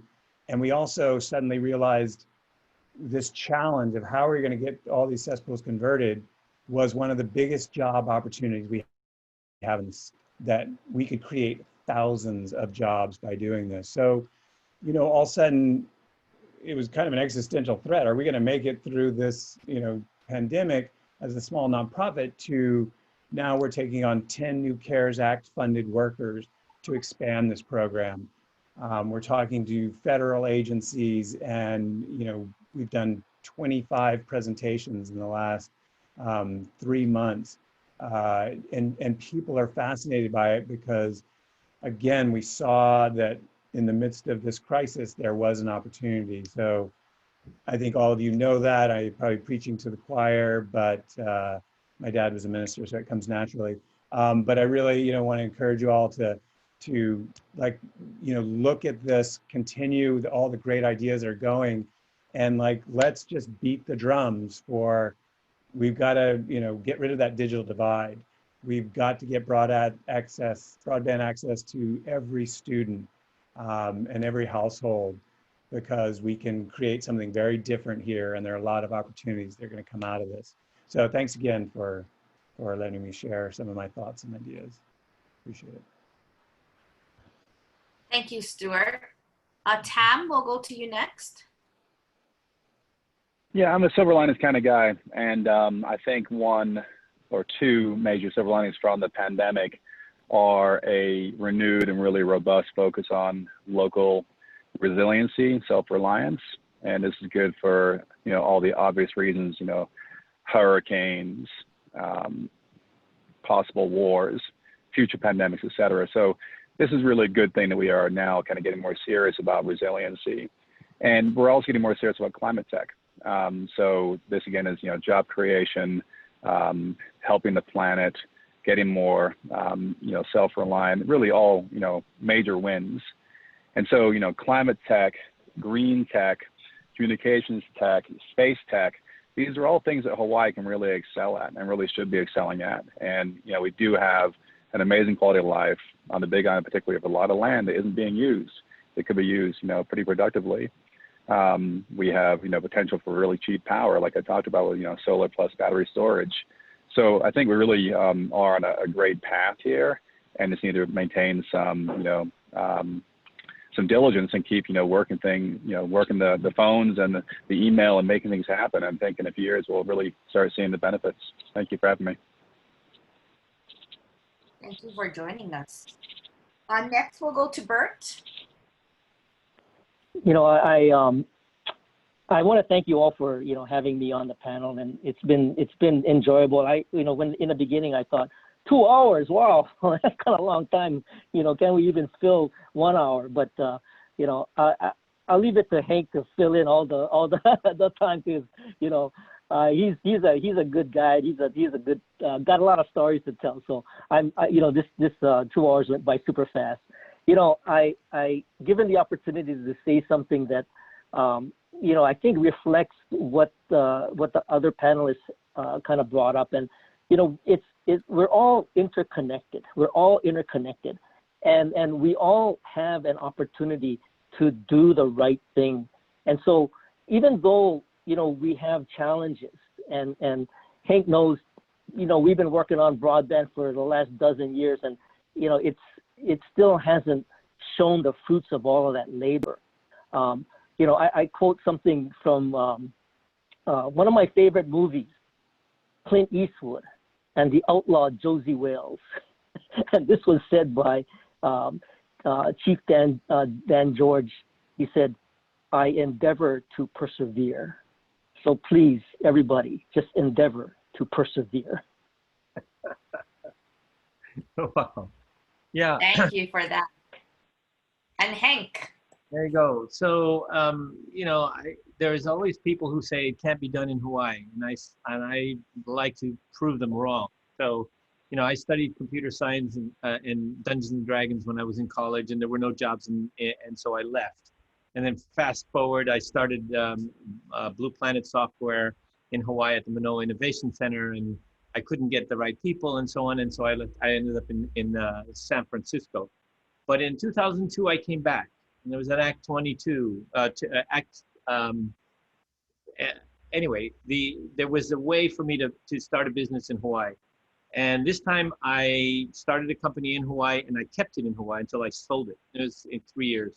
And it made me all the money that I have today. So that was I hit a home run. So you can absolutely hit home runs in Hawaii, and if you don't make it the first time, you do it again. And if you don't make it again, you do it again. I just wanted to talk about how to move leadership, because we did that. You know, after I sold my company, I switched over from making money to my missions in life. Mission number 1 is to end the use of carbon-based fuel.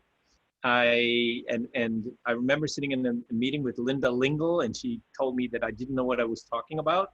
And I told her that I was going to learn, and we were going to get this stuff done anyway. And it took me 2 administrations. We got a mandate for Hawaii to be the first state in the country. I mean, this is visionary for Hawaii. We're the first state in the country to have a mandate for 100% electricity by 2045, or any date. And how did we do that? We went after people. We went to get people on our side. We had children go door to door and exchange 300,000 light bulbs. We exchanged refrigerators on the outer islands. You know, we had junior high school students draw on sidewalks where high tide would be in a 1 meter rise in sea level. Waikiki is gone, by the way. We got the people on our side, and that's how you move the politicians. If you don't move people, the politicians don't listen to you, because they're always looking out. You know, they're always watching their backs and about their constituents. Who's yelling at them to do what? And there are a lot of people that are organized for lots of different things. So if you want to organize about broadband or you know, computers in schools or that kind of thing, you got to get the people on your side, or nothing's going to happen.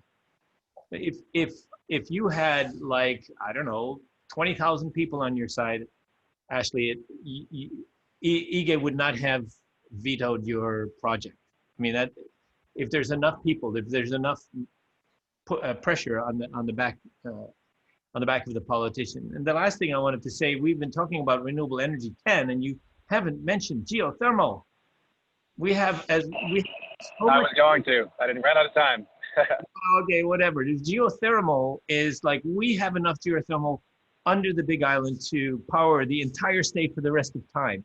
We could start an industry exporting hydrogen to Japan if we wanted to. That's how much geothermal is down there. We know it. And now we're being held back by a small group of people who think that for religious reasons that it shouldn't be done. We need to bring that thing up. We need to start again. We could have a data center that ran off geothermal because it's so cheap. I went to Iceland to look at what geothermal looks like. It's amazing. It's absolutely clean. I don't know why it still has, you know, there's so much shock from the first time that people protested that it's not even on the table anymore. And we have to put it back on the table. It's the Big Island. We can export energy to the other islands from the Big Island. So just putting that in, that is my closing statement.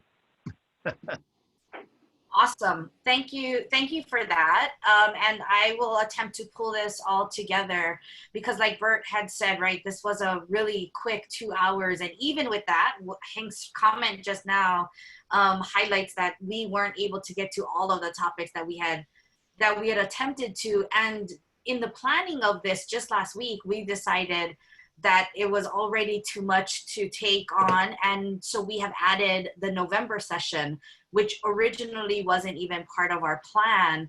And so the November 19th session is going to focus more on the software technology component, whereas today, much of the focus, even though a lot was focused on broadband, some of the renewable energy, hydrogen, and of course, geothermal part of that conversation, a very large topic to try to undertake in the amount of time that we had. Some of you also said that others were interested in joining but weren't able to be on today. Not to worry. This session was recorded and will be posted on our Vibrant Hawaii Economy stream. For those of you that are following the chat, I did pop in the link there. The 3 prior panels are already posted. The recordings for those panels are already posted. Those can be viewed. And as soon as we do the download and everything that has to be done for this one, today's panel will be posted as well. As a reminder, we have the health and wellness panel coming up on October 22nd, the education panel coming up on November 5th, and then the additional panel that we just added to take a look at the other side of technology that's as important, and absolutely we'll continue to talk about the digital divide on that conversation. That is a Thursday before Thanksgiving, so November 19. All of these conversations leading into what are the action plans, and that's our next step, goals and action plans that we will be elevating and suggesting for inclusion as part of the 2021 to 2025 version of the Hawaii County CEDS document.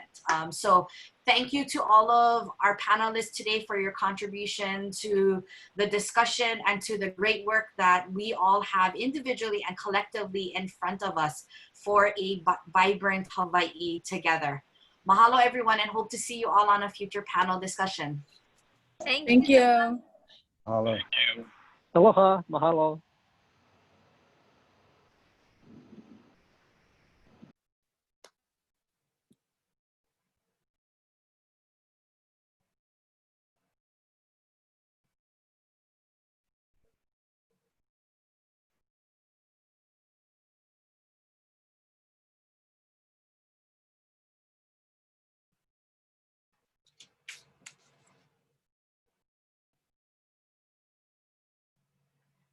Mute. I said, I just removed everyone. I was gonna text you, but I was like, no, she's smart enough. She'll figure that out. Put her back to the waiting room. That was so good. Yeah, it was totally. It was very broad, which I hoped it would be. Yeah, and Caroline is so funny because I'm trying to like message her separately, right? Like, hey, can you jump in with this question? And then the policy one, she just cut off the conversation because I don't think they were done talking about leadership in government and whatever. But she really appreciated being